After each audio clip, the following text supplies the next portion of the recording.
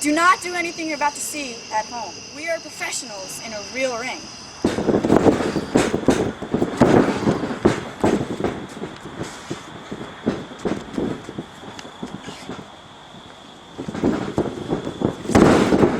Okay, we're going to show you how to do the choke slam.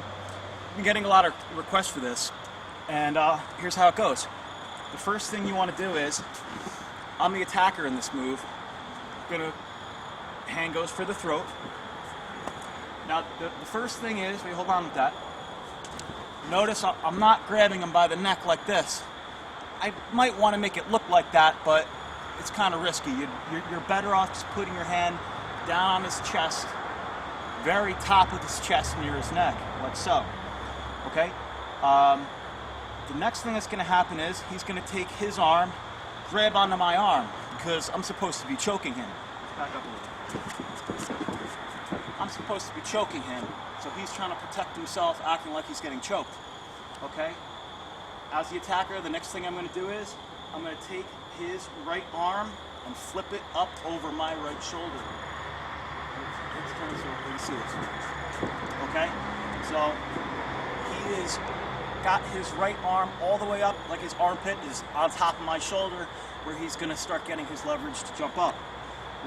My next move as the attacker is, a lot of guys do this different, do it in different ways. Some guys will just kind of put a hand on the mid back here. If you want to get a lot more, to give the other guy a lot of help, you'll grab by the waistband for the jump. It's 90% his momentum of jumping and 10 or maybe whatever 20% mix of me actually lifting him a little bit. Okay, so my lift is not me grabbing his neck. It's a little bit of my arm lifting and him holding onto my arm, and then me grabbing by the waistband. Let's spin back around. And the other thing that's very important that's going to happen in this move is right after he begins the jump, okay, he's going to thrust himself up, big strong jump. His arm, I'm not going to grab his neck so you can see this, which is like this. When he gets about halfway up, he's going to transition his hand onto my shoulder.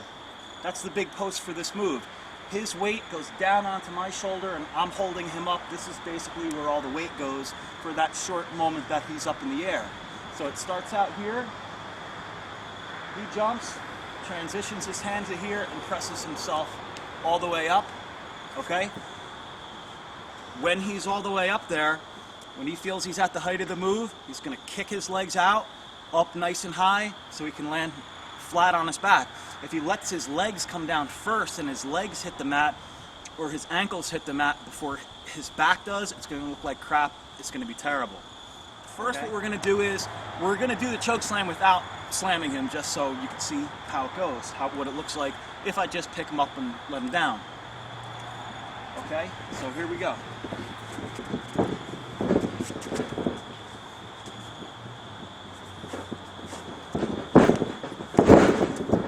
Okay, we'll do that from the back so you can see it again. Remember, the most important thing is I'm not grabbing him by the neck, I'm not lifting him by the neck. He's jumping and then putting his weight stamp on my shoulder. 2, 3. Okay, that may not have been perfect, but you get the basic idea. He's all the way up there and staying up, not because I'm really strong and crushing his neck. It's all him putting his weight onto my shoulder. I'm holding his waistband a little bit. You don't have to hold the waistband. If you got a guy who can jump, have a really nice jump, you don't even need to do anything with your left hand.